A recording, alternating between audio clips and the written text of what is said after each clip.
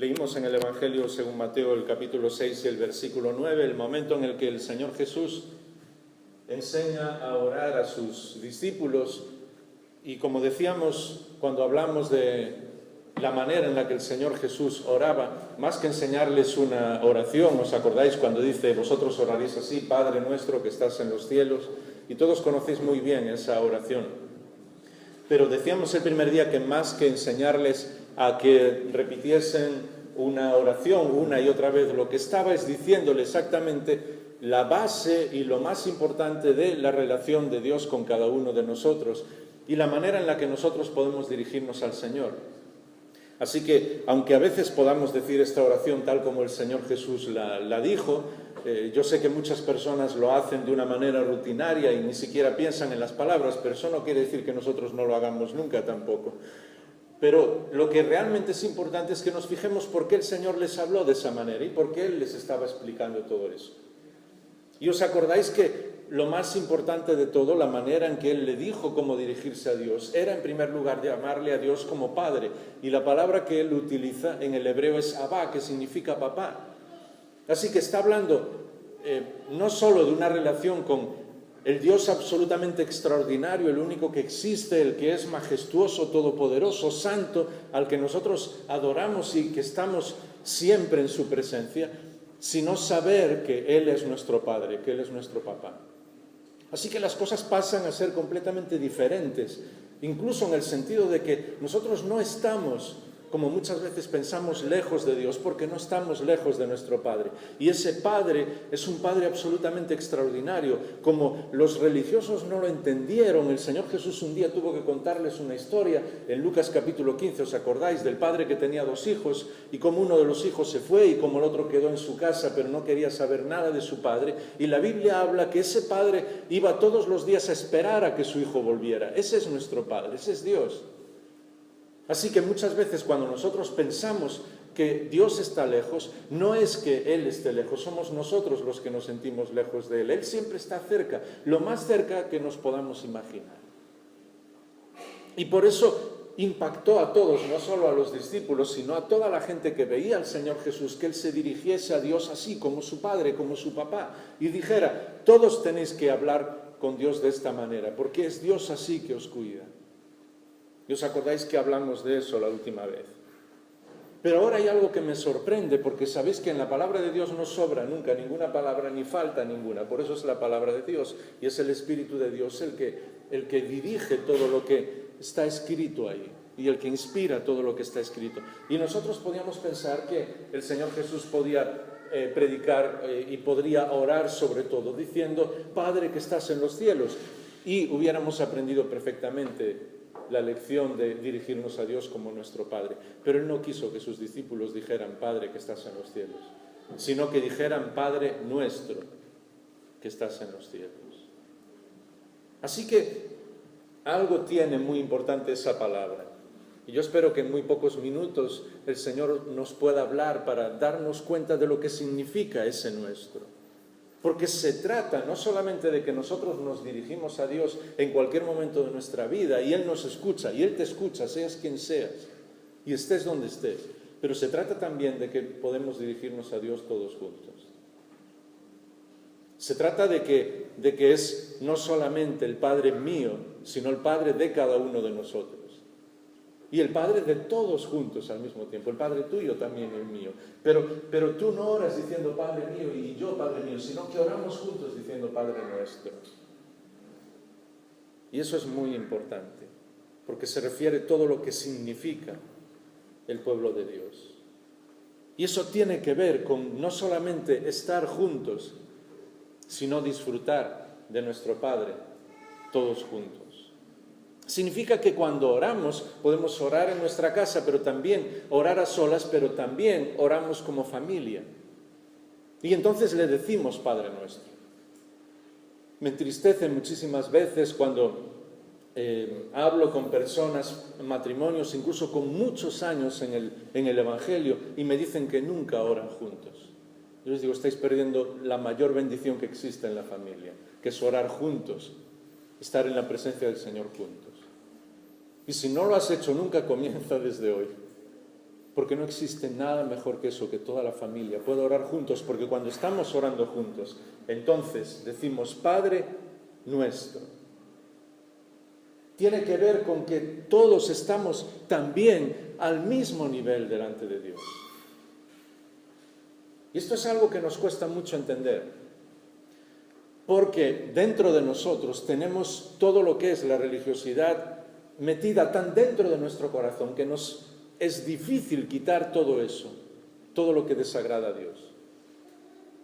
Y desgraciadamente, a los pocos siglos del principio del cristianismo, a los 200, poco más años de que el Señor Jesús hubiera resucitado, todo lo que era la filosofía de Grecia y sobre todo de Roma se introdujo en el cristianismo de una manera absolutamente impresionante que no nos hubiéramos imaginado. Y al principio era el cristianismo el que revolucionó completamente el imperio romano y hizo algo completamente nuevo porque estaban siguiendo al Señor Jesús, pero al poco tiempo fue Roma la que entró dentro del cristianismo y dejaron de seguir al Señor Jesús. Y dejaron de seguir al Señor Jesús en primer lugar porque dejaron de orar diciendo Padre nuestro, orando todos juntos y sabiendo que todos, absolutamente todos, estamos delante de Dios. Y esa idea religiosa y esa idea romana, absolutamente de Roma, porque ellos tenían infinidad de dioses, de que hay algunas personas que están más cerca de Dios que otras, sigue dentro de nosotros.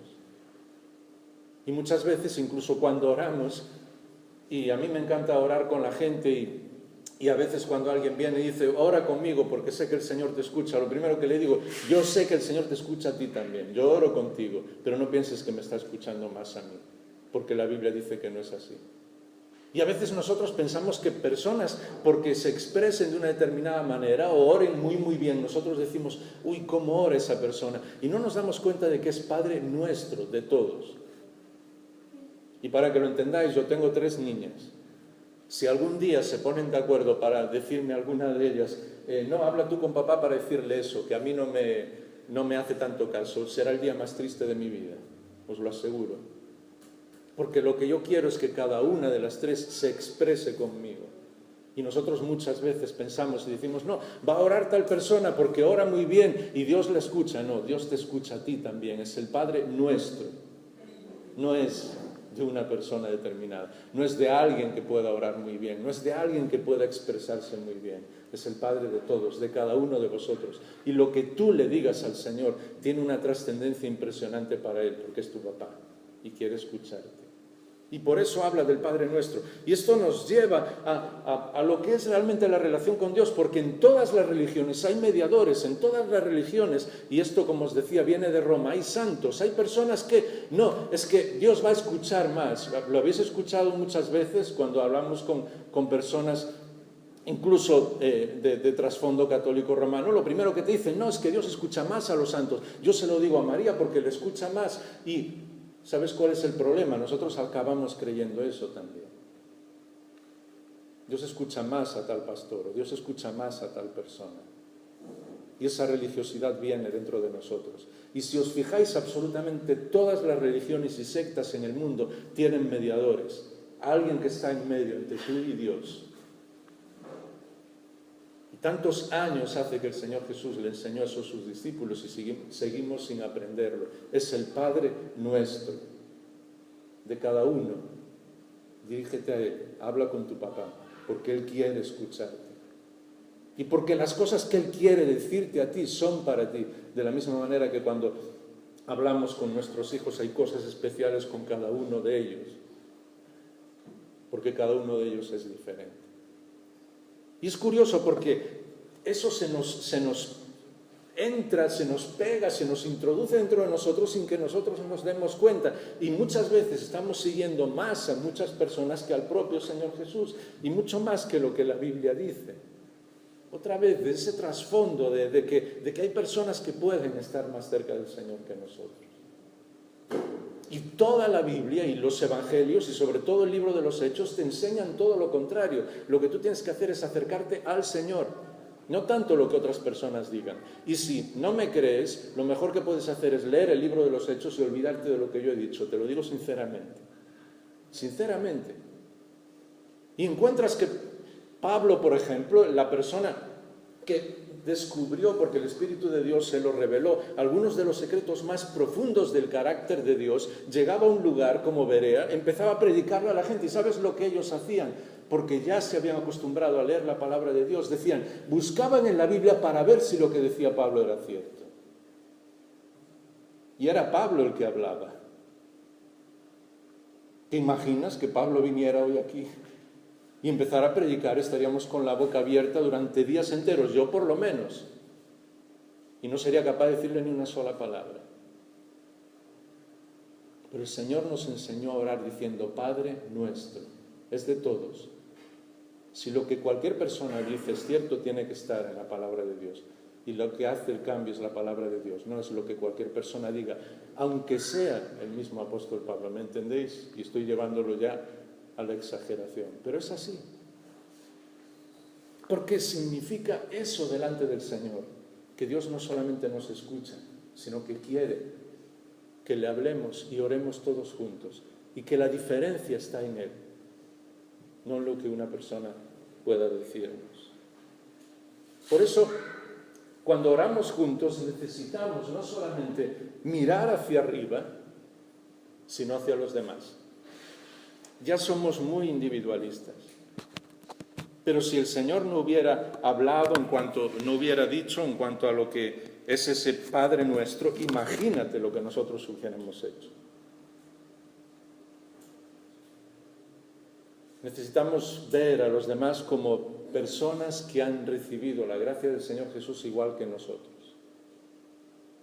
Y uno de los mayores riesgos que tenemos es pensar que nosotros somos un poco mejor que la persona que está sentada a nuestro lado. Que sí, que el Señor Jesús murió por todos y derrochó su gracia por todos, pero yo casi lo merecía, ¿me entendéis? Esa manera de pensar. Y esa manera de pensar no es correcta. Y no solamente no es correcta, no viene del Señor. Nosotros no merecíamos nada. El Señor derrochó su gracia por todos. Y necesitamos comprender eso. Necesitamos quitarnos el síndrome que muchas veces yo digo que no sé si existe o no, pero los psicólogos dicen que sí, los psiquiatras sobre todo, que es el síndrome del hijo único, del rey de la casa.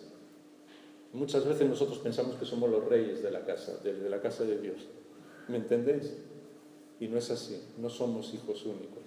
Es el Padre nuestro, de todos.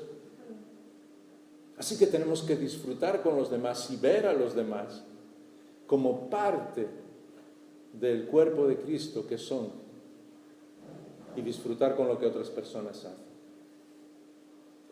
De hecho, la gran mayoría de los problemas que tenemos entre iglesias y denominaciones es sencillamente por no saber orar Padre Nuestro. Porque siempre pensamos que lo que nosotros hacemos es correcto, que lo que yo hago es correcto, que las formas que yo tengo son las correctas. Y a veces cualquier cosa hace que dejemos de orar diciendo Padre Nuestro. Y eso no está bien.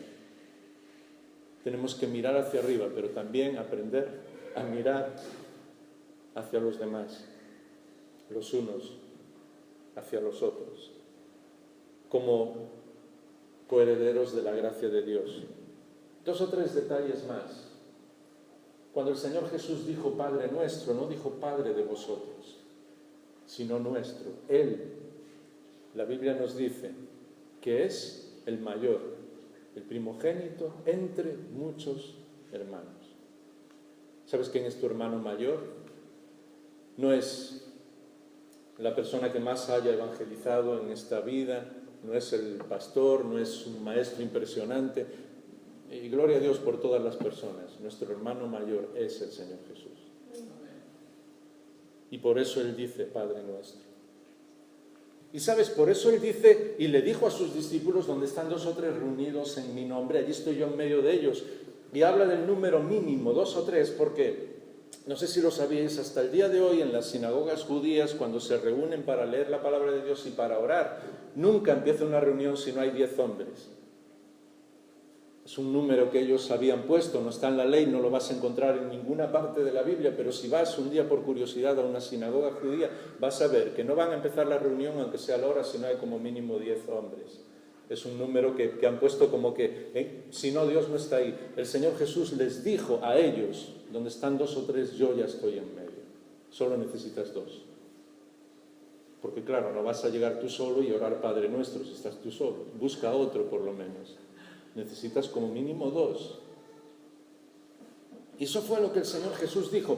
Donde están 2 o 3 reunidos, allí estoy yo en medio de ellos. Os he comentado varias veces, porque a mí me encanta que el tiempo que Él utiliza cuando está hablando del verbo es la persona que ha llegado antes que nadie, es la persona que está invitada.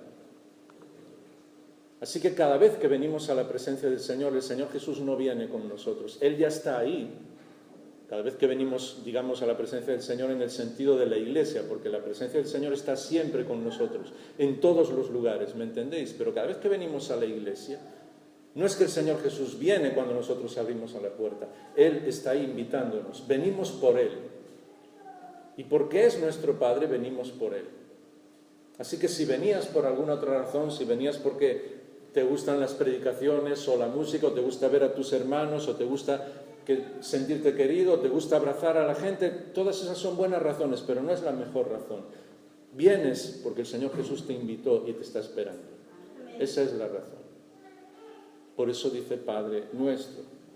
Y es más, dice en Hebreos capítulo 2, tanto los versículos 11 y 12, 2 detalles. Primero, que el Señor Jesús dice, en medio de la congregación te alabaré. Luego lo podéis leer, Hebreos 2, 12. Así que cada vez que nosotros estamos en la presencia del Señor y estamos ofreciendo todo lo que somos y tenemos en su presencia, el Señor Jesús está alabando también al Padre en medio de nosotros. Hebreos 2, 12. Y es más, yo a veces, a ver cómo digo esto, me avergüenzo de algunas cosas que hacemos, pero no os preocupéis porque yo también muchas veces me avergüenzo de mí mismo. Y si alguno de vosotros no os avergonzáis alguna vez de vosotros mismos, tenéis un problema de orgullo un poco grande. Yo lo tengo y por eso me avergüenzo de mí mismo. Y a veces estoy orando y le digo, Señor, ¿cómo puedes escuchar a alguien así? ¿No habéis sentido nunca esa sensación? Yo sí. ¿Cómo puedes hacer conmigo lo que estás haciendo? Con mi familia. Entonces el Señor siempre me recuerda Hebreos 2:11 cuando Jesús dice, Él no se avergüenza de llamaros hermanos. Así que si algún día, lo digo en broma, Checho se avergüenza de mí, que sé que no lo hará, el Señor Jesús no se avergüenza de mí. Él no se avergüenza de llamarnos hermanos. ¿Sabéis la confianza que significa eso para orar y para estar en la presencia del Señor? Por eso cuando Pablo escribe en 1 Corintios capítulo 11, hablando del pan y el vino, que se refiere a cada vez que tomamos pan y tomamos vino, nosotros lo hemos ritualizado demasiado, lo hemos estructurado demasiado, en la iglesia incluso se hace de una manera que es solamente ritual, pero en la primera iglesia, en los primeros momentos, ellos oraban y daban gracias por el pan y el vino cada vez que comían, en todos los momentos. Así que la próxima vez que salgas a comer o que salgas al campo, estés en algún lugar y estés tomando pan o estés tomando vino, estás compartiendo todo lo que el Señor Jesús hizo y estás dándole gracias al Señor Jesús. Y como ellos lo hacían siempre, algunos se acostumbraron a hacerlo de tal manera que ya no le daban importancia. Nosotros nos hemos ido al otro extremo y hemos hecho un rito solo una vez cada no sé cuánto tiempo para darle importancia. Pues no, hemos perdido un poco la base de lo que es. Es como cuando le dices a tu mujer que la quieres. Pues a mí me encanta decírselo, ella lo sabe, y también a mis hijas. Y entonces algunas personas me dicen, pero se lo dices tantas veces que ya... Y digo, mira, a ellas les encanta y a mí también. No, si son 100 veces al día, no importa. Pero claro, si se lo digo sin sentir, ¿me entendéis? Y entonces no puedo poner una norma y decir, muy bien, pues lo vamos a decir solo una vez cada 2 meses para que realmente sea importante. No, ¿verdad que no tiene sentido? Pues eso es lo que Pablo les está diciendo. Cada vez que tomáis pan, cada vez que tomáis vino, anunciáis la muerte del Señor hasta que Él venga. Y entonces dice, ¿sabes cuál es el problema? Y muchas veces no discernimos el cuerpo del Señor Jesús. Y la gente se ha armado tal cantidad de teorías y de cosas diferentes que es discernir el cuerpo del Señor Jesús. ¿Por qué? A veces las personas están enfermas porque no disciernen el cuerpo del Señor Jesús y lo han espiritualizado todo. Y es muy sencillo lo que Pablo está diciendo. ¿Quién es el cuerpo del Señor Jesús? Somos todos. Porque la iglesia somos su cuerpo. Así que discernir el cuerpo del Señor Jesús es ver en los demás parte del cuerpo del Señor Jesús. Cuando yo me hago exclusivista y yo digo, no, tal persona no es del Señor, no estoy discerniendo su cuerpo, eso solo el Señor puede decirlo. Estoy diciendo, tal iglesia no hace las cosas como nosotros, así que ya no son del Señor, no estoy discerniendo el cuerpo del Señor, así que estoy en un problema. ¿Me entendéis lo que estoy diciendo? Discernir el cuerpo del Señor es abrir los ojos cuando estamos recordando al Señor Jesús y darle gracias porque las personas que están a nuestro alrededor son nuestros hermanos, nuestras hermanas. Y eso es lo que Pablo está enseñando. Porque todo tiene que ver con la gracia de Dios por cada uno de nosotros. ¿Quién es indigno de recibir la gracia de Dios? ¿Te has hecho alguna vez esa pregunta? Pues lo somos todos. Y después de que yo haya predicado durante más de 30, 40 años y haya recorrido toda Galicia, toda España, toda Europa predicando el Evangelio y dedicado toda mi vida, mis años de niño, de adolescente, de juventud, de toda mi familia, todo lo que haya hecho por el Señor, seguiré siendo tan indigno como el primer día. ¿O crees que todo eso merece que el Señor Jesús hubiera derramado solo una gota de sangre? No. Seguiremos siendo tan indignos como el primer día, pero la gracia de Dios, porque es la gracia, nos hace dignos y nos ama de esa manera. Por eso necesitamos orar y diciéndole al Señor, Padre nuestro. Dios nos hace dignos por medio de la sangre del Señor Jesús. ¿Cuándo formas parte de una familia? ¿Hiciste alguna vez esa pregunta? Pues literalmente cuando tienes su misma sangre. El Señor Jesús derramó su sangre para que formáramos parte de la familia de Dios. Dicho de una manera muy sencilla, pero muy fácil de comprender. Para que Dios mismo hablara con nosotros y nosotros podamos decirle, Padre. Y esa sensación de la gracia de Dios es lo que la primera iglesia vivió siempre. Y no porque fueran perfectos, porque los primeros años en el libro de los Hechos ya había problemas graves. Y los primeros años, no solamente del libro de los Hechos, sino los siguientes 100, 200 años, había muchos problemas graves en la iglesia. Pero ellos sabían que todo venía de la gracia de Dios y que nada tenía que ver con ellos. Y esa es la diferencia.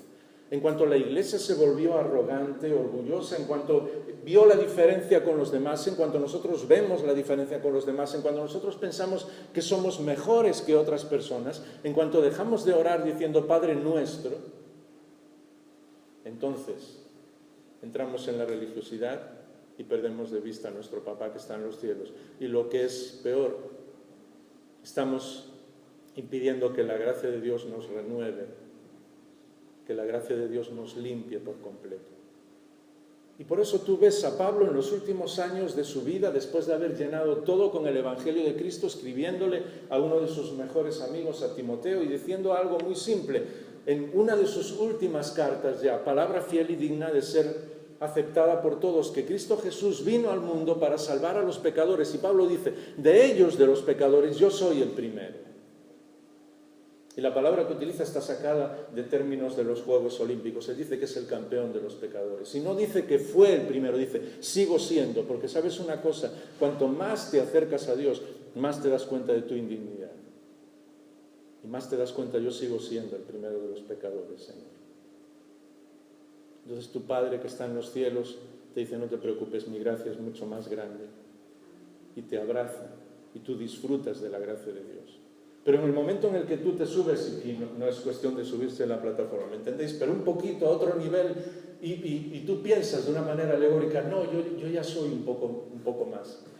¿Me entendéis? Que no estoy hablando de algo físico, sino de algo espiritual. Entonces, Pablo le dice a los Gálatas, estáis perdiendo la gracia de Dios, porque vosotros creéis que sois salvos. Y entonces dejamos de orar diciendo, Padre nuestro. Por eso terminamos lo más importante en esa oración, después de saber que Dios es nuestro papá, es la comunión unos con otros. Y esa es, a mí me encanta decir siempre, la novedad de la primera iglesia, de la antigua iglesia. Nadie se creía superior a otro.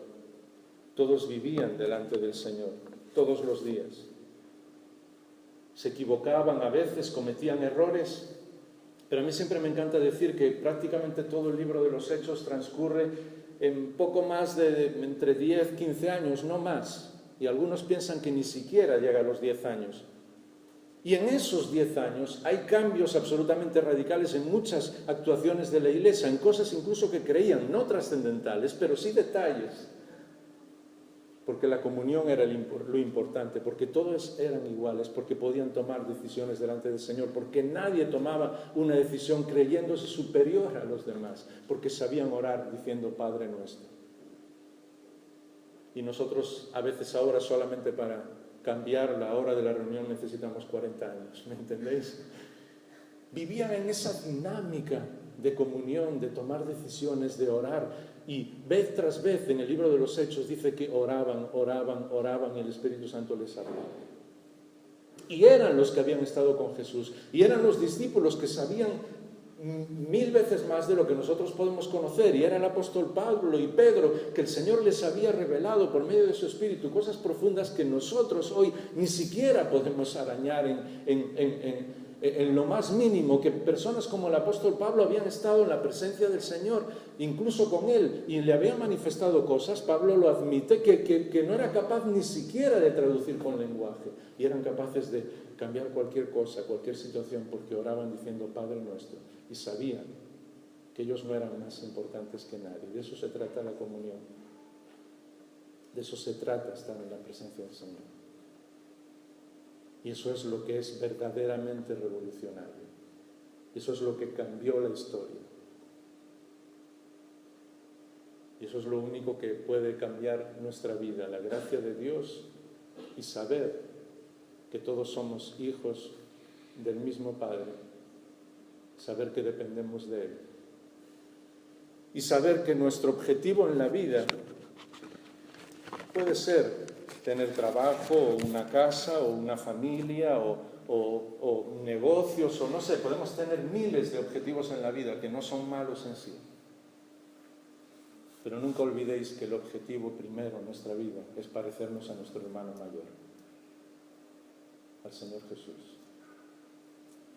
Y cuando las personas nos ven a todos juntos, digan lo mismo que dijeron en Antioquía, en el libro de los Hechos, en el primer momento de la historia, y lo dijeron casi como un insulto. Y es la mejor definición que nadie jamás podía decir. Porque empezaron a llamarle a los seguidores del Señor, dijeron, ellos son como pequeños Cristos, como pequeños Jesús, ellos son cristianos. Y lo dijeron casi como algo medio así, bueno, mira, son como el Señor Jesús. Y eso es lo mejor, sin ninguna duda, que nadie puede decir de nosotros. Eso es lo mejor que nadie puede decir de nuestra familia, que nadie puede decir de cualquier iglesia, en cualquier lugar. Es decir, mira, son muy parecidos al Señor Jesús. Y digan como lo digan, si realmente lo piensan y las personas lo ven, es porque el Espíritu de Dios está trabajando en nuestra vida. Así que vamos a terminar orando. El tiempo, como siempre, se va muy rápido. Pero vamos a orar todos juntos.